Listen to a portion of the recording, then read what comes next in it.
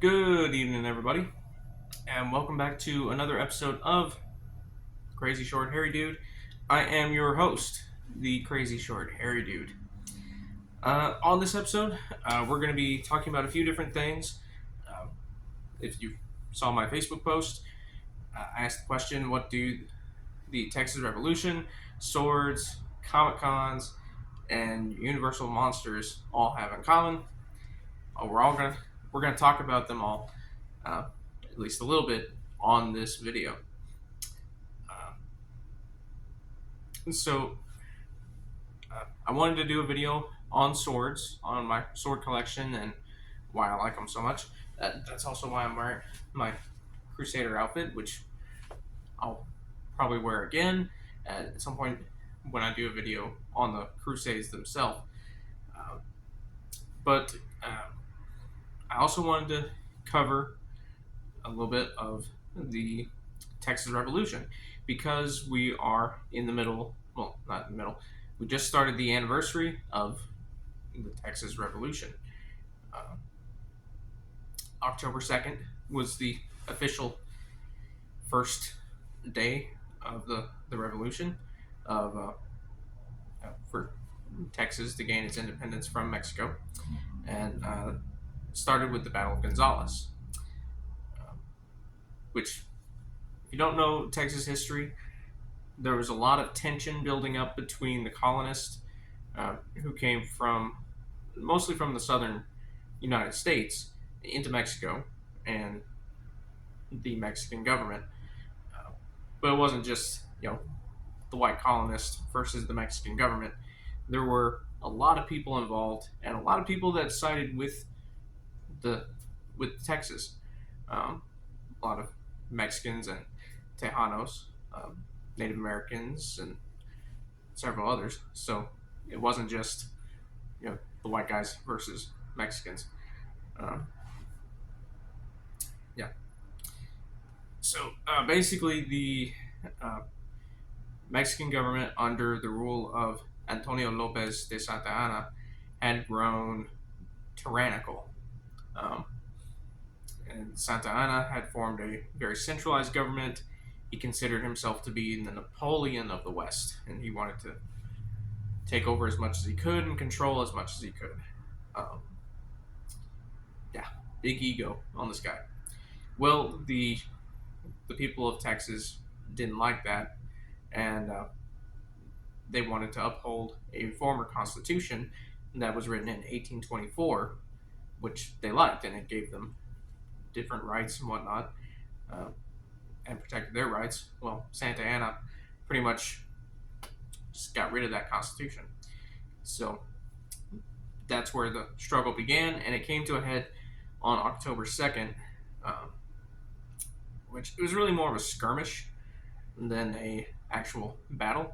But basically, it boiled down to a uh, the head of the Mexican army forces in Texas at the time sent one of his officers, this man named Francisco de Castañeda, and 100 dragoons, which dragoons are, they were mounted soldiers. They were on horseback.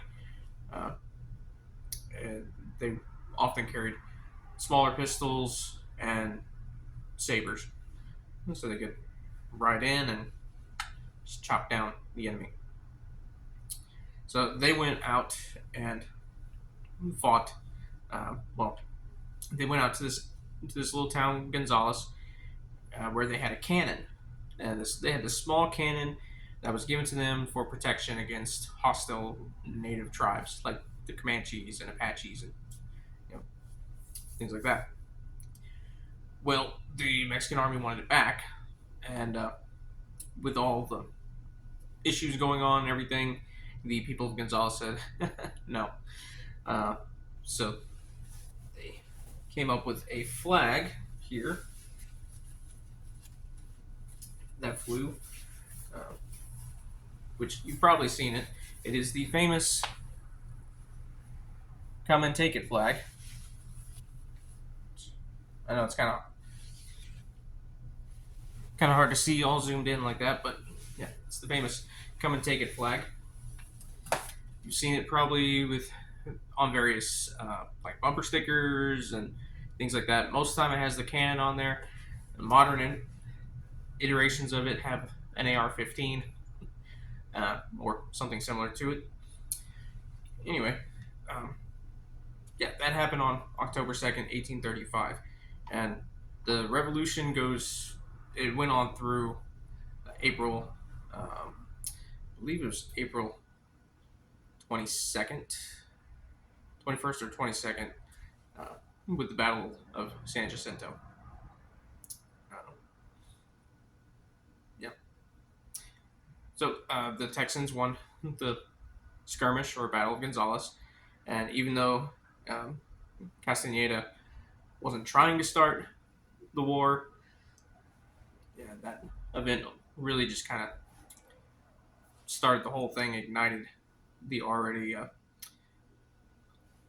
tense situation, um, and the war just continued from there. Anyway, yeah, as we go on through the months leading up to the Battle of San Jacinto, we'll talk more about the Texas Revolution and about the different events, um, different battles, and we'll talk about you know the early Texas government and things like that. So anyway, on to the next thing. Next thing we're talking about is swords. So all my friends and family know at this point I love swords, and I have amassed a, a decent sized collection of these things. Now mostly what I have is European swords, um, but since really the dawn of time, swords have been around and part of every culture. Even today, you see military members wear ceremonial sabers and swords and things like that. So not really used so much today, but they're still around. And in popular mythology and fiction and things like that. Uh, so most of the swords I have are what is referred to as a wall hanger. Uh, Wall hangers are made out of stainless steel. They're and stainless steel, while it looks really good, it looks really pretty. It's not exactly the most sturdy and stable of steels, so it's not great for making a battle ready sword. It's great for display, not so much for fighting. So most of mine are wall hangers. Well, I do have a couple that are battle ready. Another big difference in the two, which I'll show you on this little one here, which I'll talk more about this here in a minute.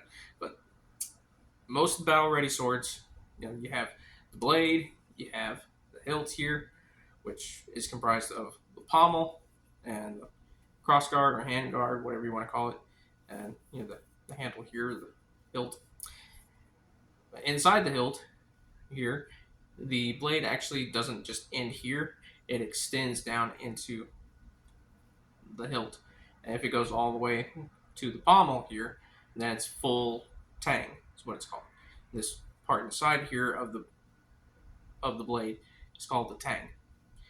Now, wall hangers sometimes they'll just weld the blade to the handle right over here, or sometimes they'll do a tang like a half tang or full. But all the battle ready ones are going to have full tang, all the way through. So anyway, that's the biggest difference there. Well, not the biggest difference. The biggest difference is the steels themselves. You have the stainless steel, and battle ready ones are going to be made of a high carbon steel, which it's the way it's made. It is forged in a very hot fire. Go watch an episode of Forged in Fire sometime. You'll know what I'm talking about. and quenched in oil typically, and that process hardens the blade enough where it will be able to take impacts and still hold up without shattering and or bending or breaking or things like that. Uh, yeah. So, like I said, mostly what I have is European swords. Swords have been a part of pretty much every culture in one way, shape, or form. And while I do love the Japanese swords, I love katanas. Um, I don't have one at the moment. Um, yeah, but they are really awesome. They're elegant, but there's something about those medieval European swords that I just love. Uh,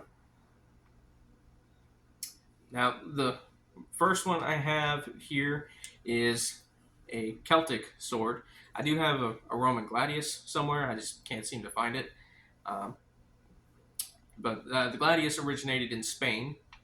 If you didn't know that already, and gladius and gladiator, there's a connection there in the names. But the sword was adopted by the Roman army, um, and they loved to use it. It was a very handy weapon, especially when they got in close range with the enemy. They could, you know, protect themselves with their big shields. But bigger swords wouldn't really help them out much because you were so close. So those shorter swords really helped. Um,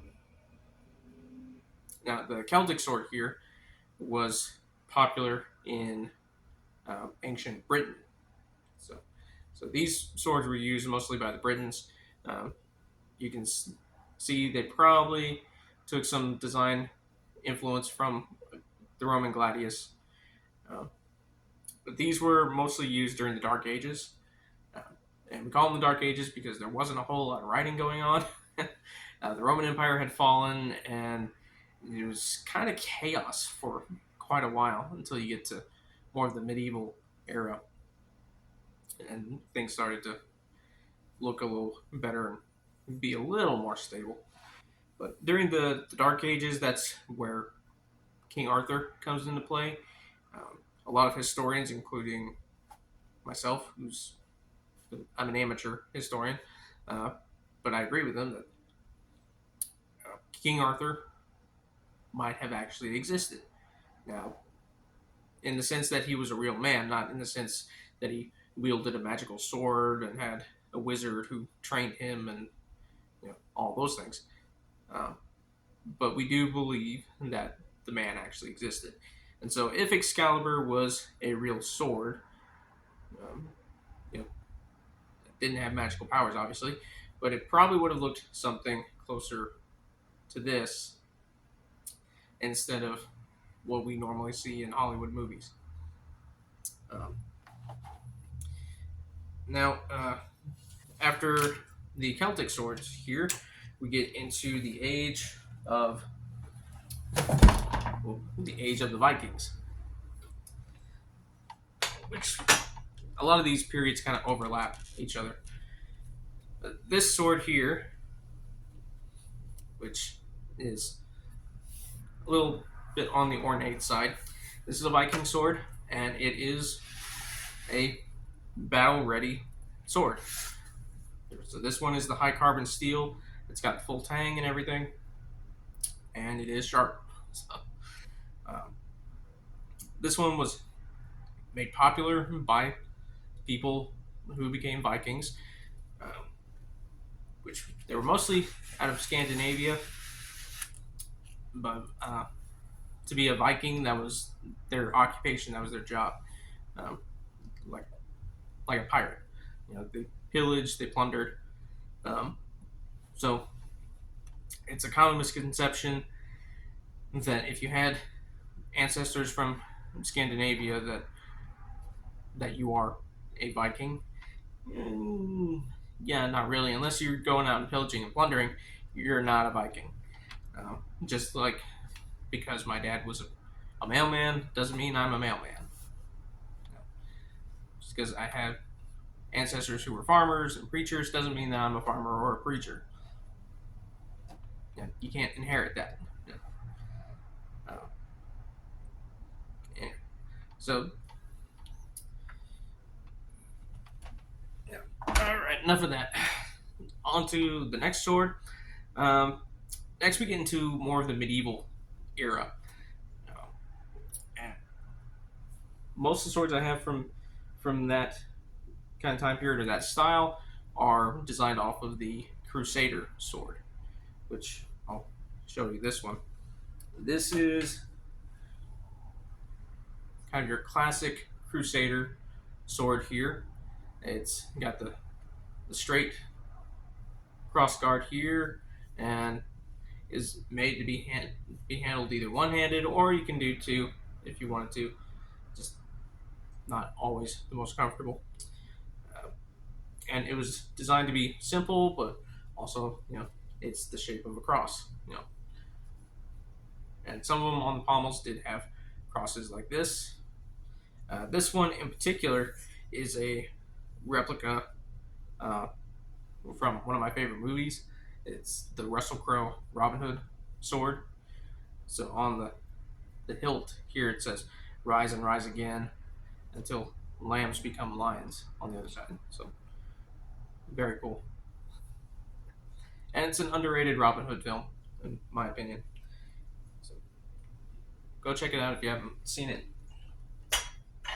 Ridley Scott directed it. It's got Russell Crowe, Kate Blanchett. What more do you want? Um, and speaking of Robin Hood, I have another sword here from the Crusades. This one is a replica of a famous English king who led the third crusade, and that's Richard the Lionheart. Richard the Lionheart, King of England. And so this is a replica of one of his swords.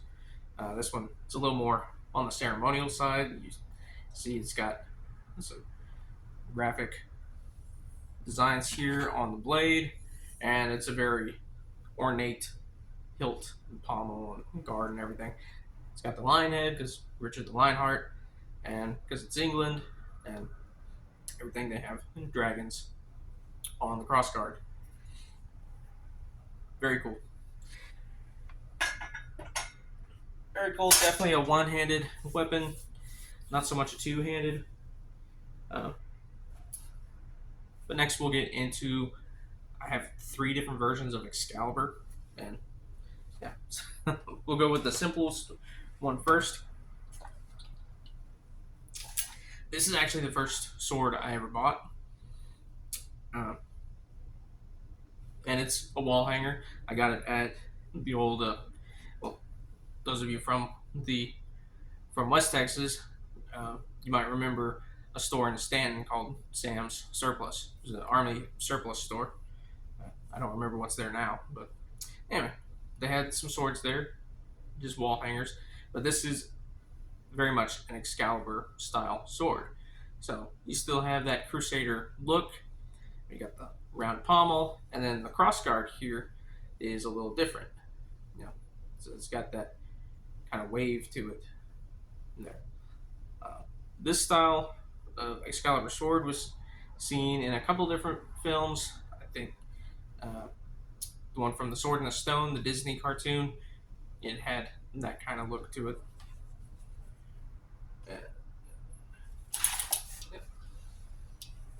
An old Hollywood movie, King Arthur and the Knights of the Round Table. Next is another very popular one. Still going off of that Crusader kind of look. You got a little bit of ornate detail on the blade there, which the blade has no edge. But you got this big pommel here and a big crossguard here with the dragons on there, which is kind of fitting for King Arthur because his father was Uther Pendragon. Anyway, then on the pommel here reads Excalibur, King Arthur. I got this one at a Comic Con actually. It's actually the Comic Con I'm going to. I'm going to be going to in a couple weeks in San Antonio. Next, we have a different Excalibur from the Guy Ritchie film starring Charlie Hunnam, uh, which this one I was kind of disappointed in when I got it because it's in the movie the blade is made out of Damascus steel, which this one has a cool design on it, but that ain't no Damascus steel. No, that's just kind of etched on there. And also in the movie it had a crystal like gem there that would light up when he got fully powered. Also had like runic writing on the blade, which this one does not have. But I like the design overall. You still have that kind of Excalibur and Crusader look to it, but it was a little different. The movie itself was a little disappointing. It had its moments, but yeah, it just wasn't the best King Arthur movie. Let's see. My last medieval sword here is a big one. This one is a replica of the Scottish Claymore. Uh, oh, sorry, it's not my last one, but this is Scottish Claymore, which was made popular with the film Braveheart, starring Mel Gibson. And so you see this huge sword here, designed to definitely be a two-handed weapon, so you can grip it really wherever, even if you needed a little more leverage here, you can grab it up here above the cross guard. Yeah, this was definitely designed for combating the English cavalry.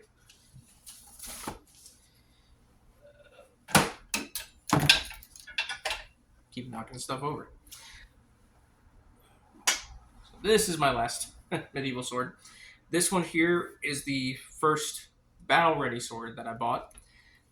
It has the longer handle here, as I like being able to have both hands on it. You have the more traditional crossguard, and then the blade is a little bit on the shorter, skinnier side, so I can use it one-handed, but I can also use it two-handed. So, and it is razor sharp. uh, in fact, funny story. When I first got it in, we were kind of messing around with it a little bit, and somebody chunked a head of lettuce at me, and I swung, and I thought I missed because I didn't feel any kind of resistance. I thought I missed it completely. But when we looked down at the head of lettuce, it was sliced perfectly in two. It's just straight across. No resistance whatsoever. This thing cut through it like it wasn't even there. So yeah, it's a very sharp.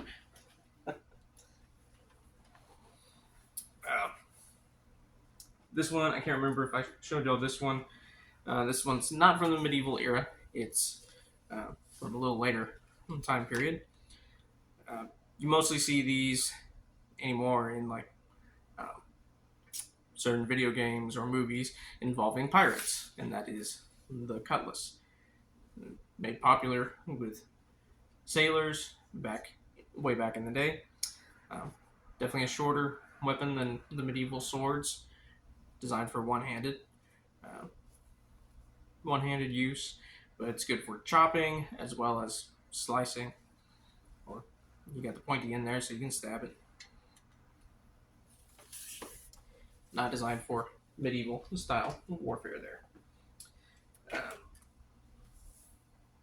And this one here is very futuristic, but still a sword nonetheless. And this one was made popular in the Star Wars franchise. That is the lightsaber. Specifically, it's a replica of the one used by Obi-Wan Kenobi, my favorite Star Wars character. These aren't the droids you're looking for. Yeah. Yeah. Yeah. Hello there. Anyway, I'll stop doing voices. The lightsaber is an elegant weapon that the Jedi and Sith use in virtually every aspect of it. It's a sword. It's just a more sci-fi fantasy type sword, but yeah, a sword nonetheless. Um, and the last one here is this sword. This is probably the most powerful weapon that I have. It's definitely the sharpest sword that I have. It cuts through anything. Cuts through all my doubts. Cuts through all my fears. Cuts down to the very heart of me. It cuts through uh, all the walls I try to build up for myself to uh, block out the world or whatever. It cuts through all the lies that Satan and his minions throw at me. Cuts through everything. Uh, so, in the book of Ephesians here, even the Apostle Paul calls the Word of God a sword, specifically the sword of the Spirit. In Ephesians chapter 6, starting like verse 10, he's talking to the church at Ephesus, and the book of Ephesians is basically Christianity 101, but this is about putting on the spiritual armor of God to protect ourselves. And one of the last parts here is take the helmet of salvation and the sword of the Spirit, which is the word of God, and pray in the Spirit on all occasions with all kinds of prayers and requests. With this in mind, be alert and always keep on praying for all the saints. So it's the sword of the Spirit. It is a weapon to be used against the enemy. It's not a weapon to be used to bash someone on the head to force them to go to church or anything like that. But it is a powerful weapon because it is the truth. Everything in here is true. And the enemy knows that, and so the enemy attacks it in every which way it can because Satan is the father of all lies. And so what do liars hate? The truth. So, anyway, I'll get off the... I'll stop preaching at you. That's about all the time we have for this week. I know I was kind of rambling a little bit, going a little off script a bit, but trying to make it feel a little more natural here. This month, it's going to be pretty busy, but I'll try to do as many of these videos as I can. During this month being October, we're going to talk about some classic horror movie characters, well, the films specifically, but we're going to talk about some classic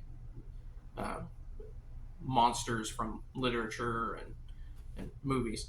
Specifically, the Universal monsters, or what is known as the Universal monsters, like Dracula, Frankenstein monster, the Mummy, the Wolfman, characters like that. Those are the ones that I like.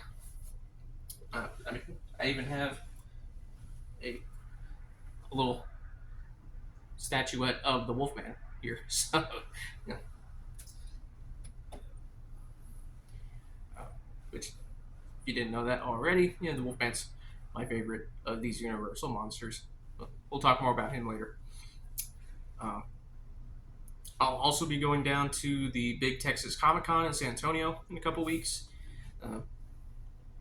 where I'll be posting and sharing some photos and videos of the different things going on, including different cosplays that I'm doing, and different places around San Antonio, like historical sites like the Alamo, and just some different things to do while there, different restaurants and things like that. Yeah, so it'll be fun. And who knows, maybe see some cool photos in there. Uh, anyway, in the meantime, I hope everyone is well. I hope everyone is happy and full of the joy of the Lord. Because happiness is momentary, the joy, that's a gift from God and it lasts forever. So be kind and respectful to one another. And until next time, may the Lord Jesus bless you and keep you. Good night.